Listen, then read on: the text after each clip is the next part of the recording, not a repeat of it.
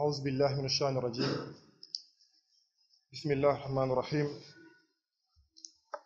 الحمد لله والصلاة والسلام على رسول الله وعلى آله وأصحابه ومن تبعهم بإحسان إلى يوم الدين أما بعد اللهم لا علم لنا إلا ما علمتنا إنك أنت العليم الحكيم اللهم علمنا ما ينفعنا وانفعنا بما علمتنا وزدنا علما وأرنا الحق حقا وارزقنا اتباعه وأرنا الباطل باطلا وارزقنا اجتنابه وجعلنا اللهم ممن يستمعون القول فيتبعون أحسنه وأدخلنا برحمتك في عبادك الصالحين أيها الإخوة الكرام والأخوات السلام عليكم ورحمة الله وبركاته. Aujourd'hui encore une fois nous revenons sur ce cours devant porter sur la biographie du messager sallallahu alayhi wa sallam. Et aujourd'hui, comme toujours d'ailleurs, nous allons ouvrir un autre chapitre dans la vie du messager ou bien parmi les caractéristiques du messager. Et ce que l'on va voir aujourd'hui, ce sera la prééminence de la raison du messager sallallahu alayhi wa sallam sur toute autre raison. Donc aujourd'hui, Inch'Allah, ce sera l'objet de ce cours. Donc la prééminence de la raison du messager par rapport à toute autre raison. D'accord. Et d'emblée, il faut en fait savoir que le plus grand cadeau qu'Allah en fait a fait à l'individu, à l'être humain, c'est de lui avoir accordé ce qu'on appelle la raison. Puisque c'était en fait ce qui différenciait l'individu, l'être humain, des autres, qu'ils soient animaux, qu'ils soient en fait, c'est-à-dire anges, ainsi de suite. Donc Allah a donné à l'individu ce qu'on appelle la raison. C'est en fait ce qui fait même que l'être humain est pratiquement en fait l'un des êtres à qui Allah a accordé beaucoup de faveurs, contrairement aux animaux, contrairement également à d'autres créatures que nous ne connaissons pas. C'est pourquoi en fait il faut s'imaginer que le plus grand bienfait qu'Allah nous a accordé, c'est la raison. C'est ce qui nous distinguait des animaux, c'est ce qui nous distinguait pratiquement de tous les êtres vivants que nous connaissons. C'est pourquoi le messager le disait, c'est-à-dire cette raison-là, si Allah en fait la donne à quelqu'un, c'est-à-dire il lui a fait un grand bienfait, et c'est-à-dire Allah aura fait que celui-là n'aura pas en tout cas de difficulté à vouer pour Allah en fait un amour sincère. D'accord. Donc en fait la raison était un facteur qui pouvait conduire l'individu à l'amour d'Allah subhanahu wa ta'ala. Mais d'abord, c'est-à-dire il faudrait faire la différence entre la raison et l'intelligence. Al-aql wa zakat. Al-aql wa zakat. Généralement, les gens en fait sont induits en erreur par rapport à ces deux concepts-là. L'intelligence n'est pas en fait la raison. On dit que l'intelligence en fait, elle est partielle. Elle est partielle. Alors qu'en fait la raison, elle est globale. On peut être intelligent dans un domaine. On peut être intelligent à un instant. Mais la raison, c'est dans un intervalle de temps. La raison, en fait, c'est plus global. C'est pourquoi aujourd'hui, par exemple, tu peux voir quelqu'un qui a de très hauts, c'est-à-dire qui a de très hauts diplômes, c'est-à-dire qui a acquis en fait, c'est-à-dire un très grand niveau, un très haut niveau par rapport par rapport aux études, par rapport à la culture, et qui pourtant en fait ne pèse rien auprès d'Allah subhanahu wa ta'ala. C'est-à-dire même si tu le vois en fait, tu as envie de ne pas le ressembler. En réalité, c'est parce que celui-là, il peut être intelligent puisqu'il a acquis des diplômes, il a acquis en fait des mérites, mais sa raison en fait ne marche pas. Pourquoi? Parce qu'il maîtrise certes son domaine, mais auprès d'Allah, il ne pèse pas grand-chose. Pourquoi? Parce que tu le vois, il ne prie pas. Il se dit musulman, il boit du vin, il boit de l'alcool, ainsi de suite. Celui-là, il n'a pas, c'est-à-dire, sa raison en fait laisse à désirer. Alors qu'il peut être intelligent puisque dans son domaine, dans sa spécialité, il est quelqu'un de très honorable. Donc là, en fait, il faut faire la différence. C'est pourquoi, c'est-à-dire, parlant de la différence entre la raison et l'intelligence, c'est pourquoi vous voyez en fait que pratiquement les plus grands criminels, les plus grands bandits, ce sont généralement des gens qui sont intelligents. Mais c'est-à-dire, est-ce qu'ils ont la raison en tant que tel? Ils ne l'ont pas. Pourquoi? Parce que la raison suppose de raisonner sur un intervalle de temps. Par exemple, dire que les actes que je pose aujourd'hui, quelles seront leurs conséquences dans l'avenir, la postérité. C'est important. Généralement, ces gens-là, ils n'agissent que pour l'instant. Donc, je le fais, si j'échappe, tant mieux, sinon, ils ne le calculent pas. C'est pourquoi, généralement, ils finissent très mal. Est-ce que ces gens-là qui finissent mal dans la vie sont des gens, c'est-à-dire qui sont doués de raison? Ils peuvent être intelligents, mais pas doués de raison. Pourquoi? Parce qu'ils n'ont pas réussi finalement. Alors que dans la vie d'ici-bas, ce qu'on vise, c'est qu'on vise la réussite finale. Donc, si on ne peut pas réussir au finish, c'est parce qu'en fait, on n'a pas réussi en réalité. Donc, on pouvait se prétendre intelligent, mais en réalité, on n'est pas doué de raison. C'est pourquoi, généralement, il faut considérer, c'est-à-dire cette différence-là entre ce qu'on appelle la raison et l'intelligence. Tu peux voir quelqu'un qui est très intelligent dans un domaine, mais il n'est pas doué de raison. Je donnais l'exemple ici. Par exemple, tu vois en classe, par exemple, un professeur qui fustige un élève, lui disant que vraiment, toi, tu n'es pas intelligent, tu es bête. Tu es bête. En réalité, le professeur taxe cet élève-là de bête. Pourquoi? Parce qu'il ne réussit pas sa matière. Cet élève-là, bon, dit que moi, vraiment, j'ai pas de carrière dans ce domaine-là. Il se trouve une place aux maquettes de Koloban. Et le même prof vient pour acheter un iPhone, il lui fait un sale coup. Est-ce que vous voyez? Donc, ça veut dire, cet élève aussi peut, de la même manière, dire à son professeur, tu es aussi bête.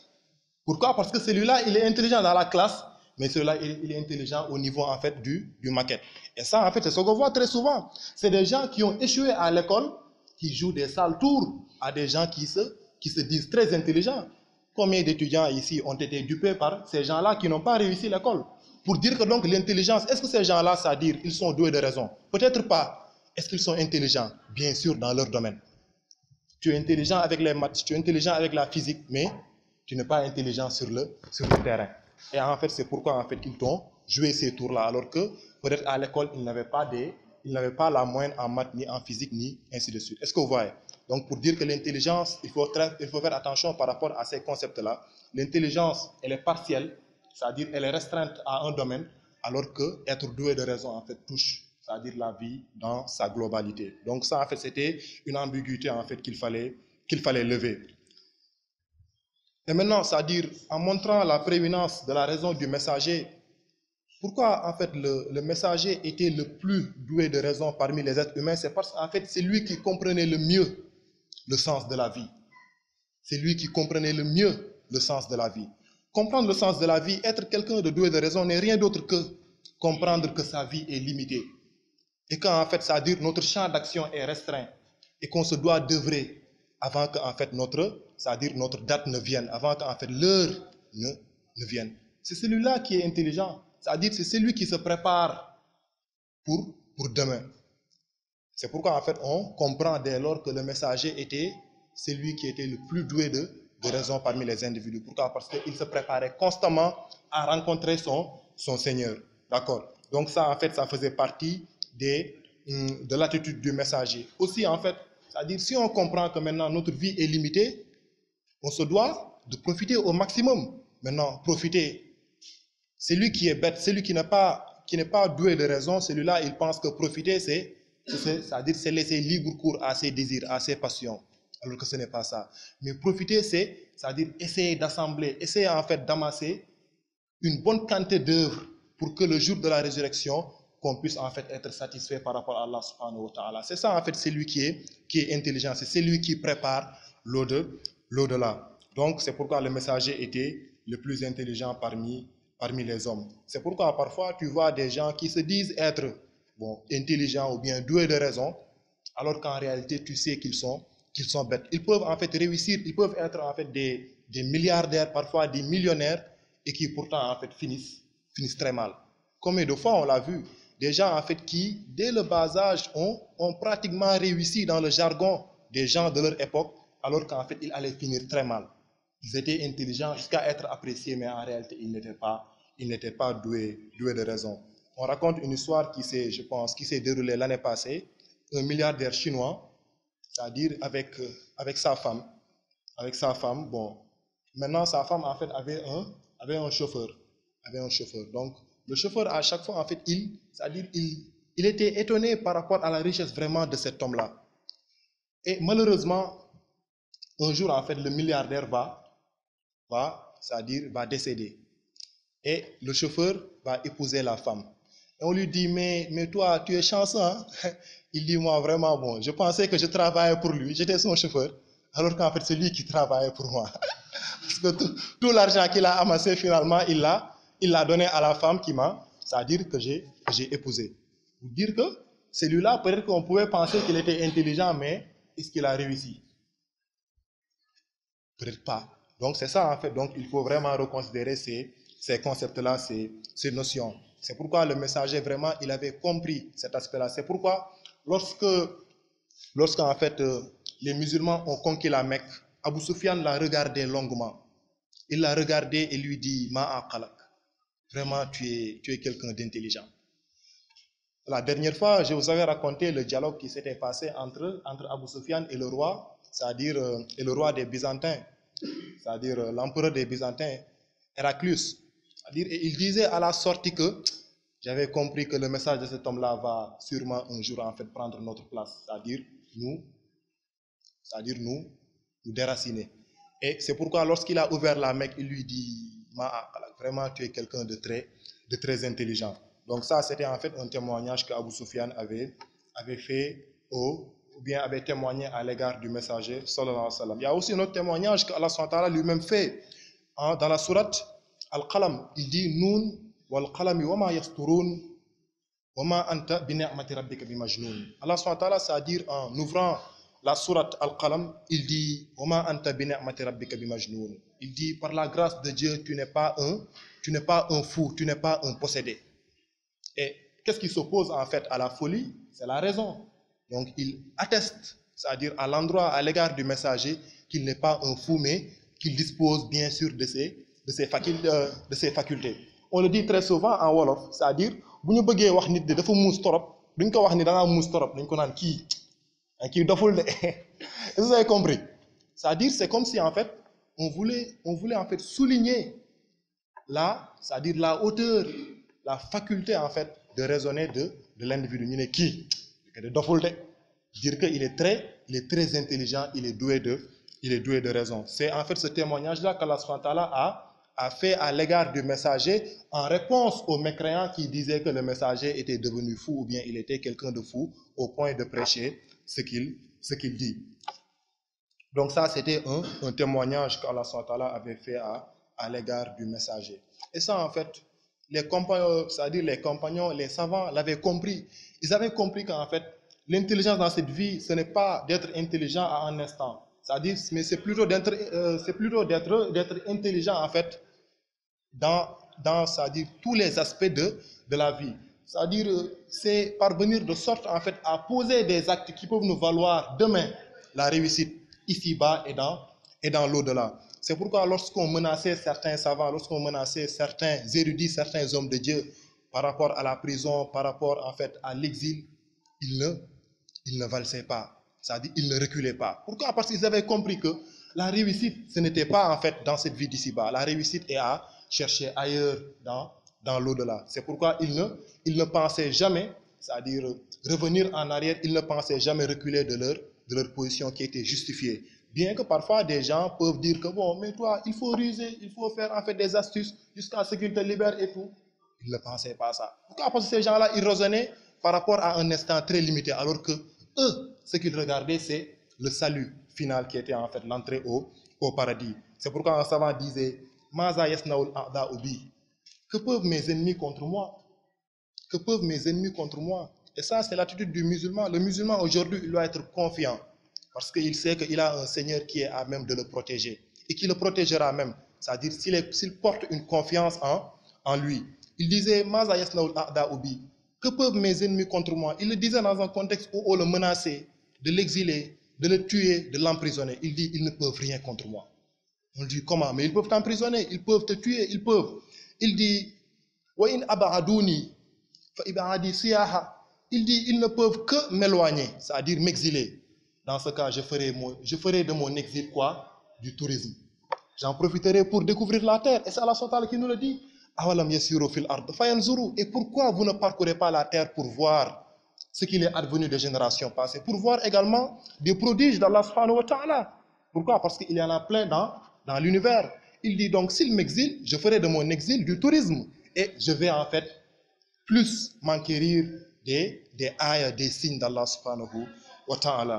Donc il dit, à part ça, qu'est-ce qu'il peut faire? M'emprisonner. Et s'il m'emprisonne, fasijini halwa. C'est-à-dire, s'il m'emprisonne, je ferai de ma prison, c'est-à-dire de ma cellule, un lieu de réclusion où je vais m'entretenir avec Allah subhanahu wa ta'ala. Pourquoi? Parce qu'à ce moment-là, je n'aurai de compte à rendre à personne. Léeg-léeg bu ñu la tëjee am na lu ci am loo xam ne ñu bëri dañu koy fàtte parce que bu ñu restreindre sa liberté ba ñëpp xam ko kenn du ne kii lu tax seet siwu ma lu tax bi may dëj jaalewu ma lu tax bi may ngénte ñëwul. On te comprend, donc on te laisse tranquille. Est-ce que vous voyez? Par contre, quand on est, c'est-à-dire bu ñu nekkee nekk ñu libre ak lu ñu mën a jàpp ak lu ñu mën a nekk ci activité, les gens ne comprennent pas. Forcément, lu ñu xewle da nga war a ñëw. Maintenant, quand on est en prison, vraiment, on n'a pas en fait ces charges-là de la société qui pèsent sur nous.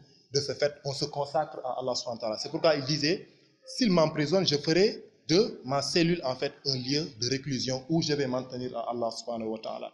Et ça, c'était l'attitude en fait des savants. Et la dernière, qu'est-ce qu'ils peuvent faire sinon me tuer? Il dit, wa in qataluni faqatli shahada. Et s'ils me tuent, je tomberai en martyr. Et c'est-à-dire, qu'est-ce qui est meilleur que tomber en martyr? Tomber dans le sentier d'Allah subhanahu wa ta'ala. Allah subhanahu wa ta'ala nous le dit, وَلَا تَحْسَبَنَّ الَّذِينَ قُتِلُوا فِي سَبِيلِ اللَّهِ أَمْوَاتٍ بَلْ أَحْيَاءٌ عِنْدَ رَبِّهِمْ يُرْزَقُونَ. Il dit, ne pensez guère que ceux qui sont morts sur le champ de bataille, que ceux qui sont tombés en martyr, en défendant peut-être leur famille, leurs biens, ou bien leur foi, ne pensez jamais que ces gens-là sont morts. Ils ne sont pas morts, mais ils sont bien vivants. Ils sont vivants auprès d'Allah subhanahu wa ta'ala, mais aussi ils sont vivants dans la mémoire des hommes, qui les rappellent constamment, qui les rappellent très souvent, comme nous sommes en train aujourd'hui de conter cette histoire-là. Et vous le voyez même, aujourd'hui, par exemple, pratiquement, il y a de grands guides religieux, c'est-à-dire dont le message perdure jusqu'à présent. C'est-à-dire on parle d'eux comme s'ils étaient encore vivants, alors que ce n'est pas le cas. Pourquoi? Parce que juste à une époque, à un instant T moins 1, ils avaient fait des sacrifices, ils avaient en fait fait des choix qui leur ont valu cette place-là, qui leur a valu en fait ce rang qu'ils ont aujourd'hui, au point en fait de penser qu'ils sont encore vivants alors qu'ils sont décédés depuis pratiquement plus d'un siècle. Donc ça, c'est important. Donc il faut assumer ses choix et assumer également sa foi. Donc il dit donc, s'il me tue, donc je tomberai en martyr. Il y a aussi Hassan al-Basri qui le disait, Masakinu ahli dunya, c'est-à-dire les gens les plus pauvres dans cette vie d'ici-bas, ce sont ces gens-là qui sont venus dans ce monde et qui l'ont quitté sans pour autant goûter à ce qu'il y a de plus merveilleux dans cette vie d'ici-bas. C'est quoi? La proximité d'Allah subhanahu wa ta'ala. C'est-à-dire savoir qu'en fait la réussite s'acquiert où? Dans la proximité d'Allah subhanahu wa ta'ala. En étant proche d'Allah subhanahu wa ta'ala, on a réussi. Quels que soient les moyens que l'on a, quelle que soit en fait, c'est-à-dire la richesse que l'on a, on est déjà quelqu'un de riche. C'est pourquoi il disait encore un propos en fait un propos en tout cas que je n'oserais pas dire moi personnellement, et je pense aussi que vous aussi vous n'oserez pas le dire. Il dit, Wallahi laqad zalamna ahla dunya. C'est Hassan al-Basri qui parle. En fait, il a été éduqué par les compagnons du messager, bien qu'il n'a pas vu le messager. Il a été éduqué par l'épouse du messager, Salama. Il dit, Wallahi laqad zalamna ahla dunya. Akalu fa akalna. Wa sharibu fa sharibna. Wa labisu fa labithna. Walakinnahum min al-ghadi qaliqun. Wa nahnu bi rahmatillahi mutma'innun. Il dit, Wallahi, nous les musulmans, nous avons été injustes envers les autres. On lui dit, mais comment? Fa kayf? Il dit, nous mangeons et eux aussi ils mangent. Ou bien ils mangent, nous aussi nous mangeons. Ils boivent, nous aussi nous buvons. Ils se vêtissent, nous aussi nous nous vêtissons. Mais par contre, quant à ce que en fait demain sera fait, ils sont inquiets. Alors que nous sommes certains de la miséricorde d'Allah subhanahu wa ta'ala qui va forcément arriver. Est-ce que nous osons dire ça? Nous sommes aussi inquiets par rapport à demain. C'est-à-dire à quoi demain sera fait. Pour dire en fait que ces gens-là vraiment étaient des gens qui n'étaient pas intelligents mais qui étaient doués de raison. Ils avaient en fait englobé les deux aspects de la vie. Donc je vais laisser le frère faire l'appel, Inch'Allah, ensuite je reviens. Alhamdulillah, wa salatu wa salamu ala rasulillah wa ala alihi wa ashabihi ajma'in. Donc en fait, on était en train de montrer que la raison en fait conduisait au rapprochement d'Allah subhanahu wa ta'ala. Pourquoi? Parce que ceux qui étaient doués de raison, ces gens-là avaient compris le sens de l'existence. Ils savaient qu'en fait leur temps ici-bas est limité et ils se devaient d'œuvrer pour avoir un résultat final satisfaisant, mais pas un résultat en fait, un résultat partiel. Donc c'était ça en fait ce qui caractérisait le messager, les compagnons et les musulmans doués de raison. Puisqu'en ayant, c'est-à-dire plus ils étaient doués de raison, plus ils se rapprochaient d'Allah subhanahu wa ta'ala et plus ils devenaient pieux. C'est pourquoi lorsque Khalid ibn Walid s'est converti à l'islam, le messager lui a dit Alhamdulillah, c'est-à-dire louange à Dieu qui t'a guidé. Il dit, je savais que tu allais te convertir. Pourquoi? Parce que tu es quelqu'un de doué de raison. Tu es quelqu'un en fait d'intelligent. Et Khalid, c'est-à-dire quand on nous dit que c'est quelqu'un de doué de raison, d'intelligent, on le reconnaît. Puisque à Uhud, c'est lui en fait qui avait mené la tactique, qui avait conduit à dérouter, à mettre les musulmans en déroute. Donc c'était quelqu'un vraiment d'intelligent, de doué de raison. Et le messager, le jour où il s'est converti, il lui a dit ça. Il dit, je savais qu'en fait tu allais te convertir. Pourquoi? Parce que tu étais quelqu'un de doué de raison. Je savais qu'en fait cette raison-là va aller te tendre vers le bien. C'est pourquoi un jour aussi on raconte que le messager, ou bien c'est un bédouin qui raconte, il dit qu'un jour il est rentré chez le messager sallallahu alayhi wa sallam.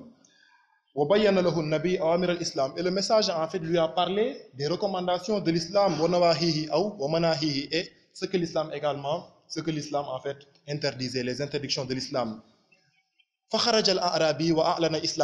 Et le bédouin en fait est sorti et c'est-à-dire il a annoncé que maintenant il s'était converti à l'islam. Les gens, les mécréants en fait ont commencé maintenant à l'interroger. C'est-à-dire, mais quoi, mais toi tu es malade, tu es fou. C'est-à-dire, qu'est-ce qui t'a poussé à te convertir? Qu'est-ce qui t'a poussé ou bien qu'est-ce qui t'a fait comprendre que ceci était la vérité? Il dit, Ma amara Muhammad. En fait, c'est pour montrer que la raison en fait doit guider vers le bien, comme le messager l'avait témoigné à propos de Khalid ibn Walid. C'est-à-dire, son peuple, sa communauté lui a dit, mais qu'est-ce qui t'a dit que cet islam-là était la vérité? C'est-à-dire, qu'est-ce qui te fait savoir que aussi lui, il est vraiment le messager? Il dit, il dit, bon, moi j'ai vu que vraiment cet homme-là, il ne recommandait rien que en fait la raison en fait mettait en doute pour dire, mais pourquoi il a recommandé ça? Il ne recommande rien en fait que la raison remet en doute pour dire, c'est-à-dire s'il l'avait interdit. Il dit l'autre chose, il dit, il ne nous interdit rien également en fait que la raison aurait dit, c'est-à-dire ça aurait été bien s'il l'avait recommandé.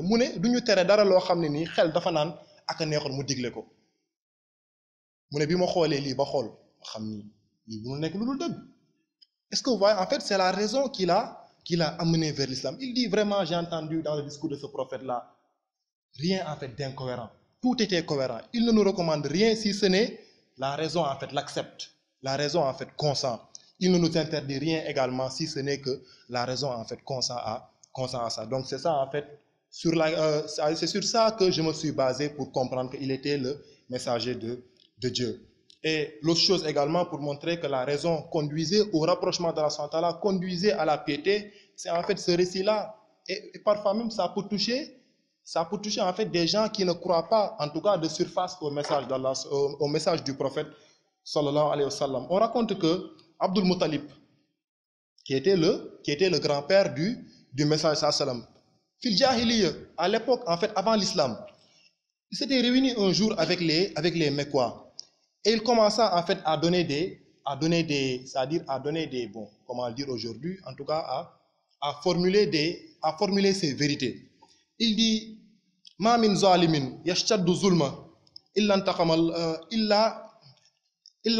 Allahu minhu qabla an yamut. Il dit, il n'y a pas quelqu'un qui persiste dans son injustice, si ce n'est qu'Allah subhanahu wa ta'ala en fait va sévir sur lui, va durcir sur lui avant qu'il ne meure.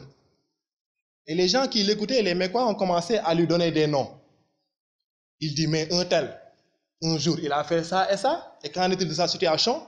Et c'est-à-dire, et Abdul Muttalib leur dit, souvenez-vous, un jour tel et un jour tel, Allah SWT lui a fait goûter à telle et telle chose. C'était juste la raison.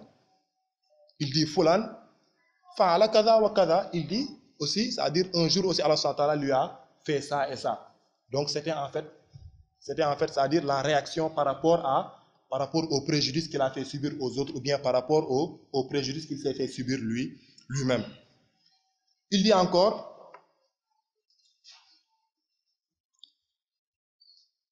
c'est-à-dire, les gens également, en fait, continuent à lui citer des noms. Mais il dit maintenant, un tel et un tel. Un jour, ils ont fait ça et ça. Et quand est-ce qu'Allah SWT les a châtiés, les a punis? Et on dit, Fafakkara tawilan. C'est-à-dire, on lui a posé des gens, en fait, qu'ils ne maîtrisaient pas le sort. C'est-à-dire qu'ils ne connaissaient pas, en tout cas, la fin qu'Allah SWT leur a réservée. Donc, en fait, il n'a pas vu le châtiment tomber sur eux. On dit, Fafakkara tawilan. Il va réfléchir longuement. Et il dit, ces gens-là, même si le châtiment n'est pas tombé sur eux ici-bas, il y aura forcément un jour dernier où Allah SWT, c'est-à-dire, va sévir sur eux. Et pourtant, c'était avant l'islam. Il ne croyait pas en ça, mais il n'était pas raisonnable pour lui que Allah SWT laisse quelqu'un commettre des injustices sans pour autant sévir sur lui. S'il ne sévissait pas sur lui ici-bas, il allait forcément sévir sur lui, c'est-à-dire dans l'au-delà. Je le raconte ici très souvent. Parfois, vous regardez un film, ou bien, bon, une série, n'importe quoi. C'est-à-dire, et 15 minutes après, vous voyez que c'est-à-dire, ça se coupe. Bon, on met une page publicitaire ou bien on met n'importe quoi. Mais vous ne vous levez pas. C'est-à-dire, c'est la première fois même que vous regardez le film, c'est-à-dire, vous ne connaissez ni la fin ni le début. Mais vous ne vous levez pas. Pourquoi? Parce qu'il y a des moments où, si en fait le scénario se coupe, tu sais pertinemment que ce n'est pas encore fini, ça reste. Est-ce que vous voyez? En fait, c'est ça en fait qu'il voulait leur faire comprendre. Film bi mënul jeex. Léeg-léeg nit di wax sax nga ne ko sax ci nga film bi parce que am na lu mu tëb. C'est ça en fait. C'est-à-dire, c'est ce que disait en fait Abdul Muttalib. C'était avant l'islam. Avant l'islam, il ne croyait pas en Allah SWT, c'est-à-dire en Dieu l'unique. Il vouait en fait, c'est-à-dire, il vouait un culte à plusieurs divinités. Et pourtant, lorsqu'il a posé cette question-là, mais dire qu'un tel, il a fait telle et telle chose un jour, en fait, qui était mauvaise. Et pourtant, on n'a pas vu le châtiment tomber sur lui. Il dit, il va réfléchir longuement pour dire que même si le châtiment n'est pas tombé sur lui ici-bas, il y aura forcément un jour dernier, un dernier jour devra forcément exister pour que le châtiment puisse tomber sur lui. C'est ça, en fait, c'est-à-dire la logique dans la vie d'ici-bas. C'est ça, en fait, la raison qui fait que, c'est-à-dire, même si on n'a pas une foi à Allah SWT, même si on n'est pas musulman, qu'on puisse comprendre que les choses ne peuvent pas finir ici-bas. C'est pourquoi les gens qui disent que, bon, je ne sais pas, c'est par folie, c'est par bêtise, qui disent que, bon, il y a le mieux pour les balles. Il y a des péchés qui ne ressortent pas d'Allah SWT. C'est-à-dire, quand tu commets un péché, quand tu commets une injustice envers quelqu'un, est-ce qu'Allah SWT peut te pardonner ça? Il dégage sa responsabilité. Ça, c'est entre les humains. C'est-à-dire, et l'Américain ou bien et la nation qui avait laissé une bombe atomique à un peuple innocent, à des gens, en fait, dont les répercussions poursuivent toujours. Ces gens-là, ils ne doivent pas être jugés. Mais c'est insensé, c'est impensable de penser qu'Allah SWT peut laisser ces choses-là, c'est-à-dire sans issue. Ça n'a même pas de sens. Combien d'injustices ont été commises sur terre? Combien, en fait, de préjudices certains ont subi? Combien, en fait, de gens ont été tués sans raison? Ces gens-là, forcément, un jour, ils devront, c'est-à-dire réclamer à Allah SWT la justice. Allah SWT n'est pas injuste. Il va forcément sévir sur ces gens-là et on va les sanctionner. Pour dire que parfois, il y a la raison, en fait, qui vient compléter certaines choses vraiment qui relèvent de l'ABCD, en fait, de l'intelligence ou bien de l'esprit. Donc, c'est ce que disait, en fait, Abdul Muttalib, pour dire que même si on n'est pas musulman, même si on n'a pas la foi, il y a des choses vraiment qui sont évidentes. Et ça, en fait, bon, si c'est les mécréants qui avaient ce comportement, donc, il en va sans dire pour le message également pour les compagnons et les tabi'in. Donc, c'est pourquoi, en fait, on dit même que, c'est-à-dire la prééminence de la raison du messager peut se mesurer par rapport à l'ignorance des Mécois. Vous savez que quand Allah SWT, c'est-à-dire envoyer le messager aux Mécois, c'est parce qu'ils étaient vraiment dans une ignorance profonde. On le dit même souvent, ici au Sénégal, on dit que, bon, nous au Sénégal, nous avons entre guillemets, comme ils le disent souvent, parce que nous en fait, ça aussi, on peut le comprendre. Pourquoi le messager avait vraiment une raison, c'est-à-dire prééminente par rapport aux autres, c'est parce qu'en fait, il était dans un contexte vraiment où l'ignorance était très profonde. Donc ça aussi peut expliquer la hauteur, la faculté en fait du messager. Donc c'est pourquoi on raconte qu'un jour même, un bédouin l'a pris par son boubou pour dire, Ya Muhammad, donne-moi de l'argent de Dieu. C'est-à-dire, Atini min malillah. Donne-moi en fait de l'argent qu'Allah t'a donné. Regardez ce comportement. Tu viens, tu tires quelqu'un par son boubou pour lui dire donne-moi de l'argent qu'Allah t'a donné. Vraiment, ça relève en fait de l'ignorance. D'accord? C'est-à-dire de la malséance. Et les gens ont commencé à réagir. Il dit, il a raison. C'est le message qui dit ça. Il a raison. Donnez-lui car c'est l'argent de Dieu. Pour dire que vraiment c'était quelqu'un aussi qui savait traiter, qui savait en fait gérer les gens difficiles. C'était un manager. Aujourd'hui, c'est ce qui manque. Quelqu'un qui te fait ça, aujourd'hui, si tu es son patron, tu lui fais une DE, c'est-à-dire une demande d'explication. Il faut t'expliquer ce comportement. Est-ce que vous voyez le message? Donc, il était quelqu'un vraiment, c'était un manager qui comprenait les gens, c'est-à-dire qui comprenait en fait le niveau des gens, qui les poussait parfois à faire certains en fait, agissements, comme je pourrais le dire. C'est pourquoi aussi quelqu'un d'autre est venu lui demandant la permission de faire azina, c'est-à-dire de forniquer. Il lui dit, est-ce que tu veux ça pour ta mère? Il dit, non, vraiment ça, je ne pense même pas. Il dit, est-ce que tu veux en fait qu'on le fasse à ta sœur? Il dit, Hachalillah, c'est-à-dire j'ai horreur de ça. Donc il dit en fait, sache que maintenant, toutes les femmes que tu vois dans cette vie sont soit des sœurs ou bien des mères d'autrui. Donc si tu ne veux pas c'est-à-dire qu'on te le fasse, ne le fais pas. C'est-à-dire, c'est ce qu'il disait. Il disait que la yuminu ahadukum hatta yuhibba li akhi ma yuhibbu li nafsi. Donc vous ne serez jamais de vrais croyants tant que vous n'aurez aimé pour votre propre personne ce que vous aimez pour les autres. Ce qu'on appelle l'impératif kantien en philosophie. D'accord? C'est-à-dire agir de sorte que la maxime de ton action puisse être érigée en une loi universelle. Œuvre de sorte qu'en fait tu puisses prendre ton action, le montrer en exemple. Nga xamni ku ko xol ku ci recopier yow do loru mom tamit du loru. Mais heure bo défé lenn lo xamni boko yëkëté rek ku ko def loru xamal ni baaxul. Agir de sorte que la maxime de ton action puisse être érigée en une loi universelle, ce qu'on appelle l'impératif kantien ou l'impératif catégorique. Donc le message en fait, c'est-à-dire, était le premier pratiquement à théoriser ça. La yuminu ahadukum hatta yuhibba li akhi ma yuhibbu li nafsi. Vous ne serez jamais de vrais croyants tant que vous n'aurez aimé pour votre propre personne ce que vous aimez pour vos prochains. Donc ça c'est important. Autre chose aussi, c'est lorsqu'en fait on était en train de reconstruire la Kaaba, c'est-à-dire on voulait replacer la pierre noire. Et en fait, les communautés de la Mecque se disputaient en fait là le fait de reposer la pierre. Et le message leur a dit, bon, vous allez prendre un grand tissu et vous allez mettre la pierre à l'intérieur et chacun va tenir un côté. Donc c'est comme ça en fait qu'il a résolu le problème. Donc chacun en fait va tenir un bout du tissu et vous allez remonter là. C'est-à-dire vous allez remettre la pierre à sa place. Donc là, en fait, ça nous montre que le messager était à la fois intelligent, donc doué de raison. On le raconte aussi, parmi ces éléments qui montrent qu'il était quelqu'un vraiment d'intelligent, mais aussi de doué de raison, cette histoire-là qui s'est déroulée à Badr. Donc, à Badr, en fait, il a croisé un espion, c'est-à-dire un bédouin en fait qui était du camp, qui était dans le camp adverse. Donc, il voulait en fait connaître le nombre des Mécois. Mais en fait, le gars en fait, a refusé. Il lui dit, Kamil Qawm, combien sont-ils? Le gars lui dit, je ne sais pas. Il lui dit, combien sont-ils? Il va lui poser la question à plusieurs reprises. Mais il sait qu'en fait, bon, le gars là, il ne va pas le répondre. Il ne va pas en fait répondre à cette question-là si direct. Il lui dit, mais bon, tu peux me dire quand même combien de chameaux vous consommez par jour? Il lui dit, bon, nous consommons 100 chameaux. Il dit donc, ils sont 1000. Pourquoi? Parce que un chameau, en fait, pour 100 personnes. Donc, ils sont 10 000 plutôt. Donc, c'est comme ça qu'il a raisonné pour comprendre qu'ils étaient, en tout cas pour estimer leur nombre. Il dit, donc, combien vous consommez de chameaux par jour? Il dit, 100 chameaux nous suffisent. Donc, il dit, donc, c'est-à-dire, un chameau correspond, c'est-à-dire nourrit 100 personnes. Donc, ils sont 100 fois 100 ou bien 100 fois 10. D'accord? Donc, c'était ça. Ok, 10 chameaux par jour plutôt, au lieu de 100. Donc, il dit que nous consommons chaque jour 10 chameaux. Donc, il dit 10 fois 100, donc ça fait 1000. Donc, ils sont 1000 personnes. Et c'est comme ça, en fait, qu'il a planifié pour mener son combat. Il le disait lui-même, il dit « Al-mu'minu kayyizun fatinun hadir ». Le musulman doit être quelqu'un de prudent, d'alerte, mais également d'intelligent.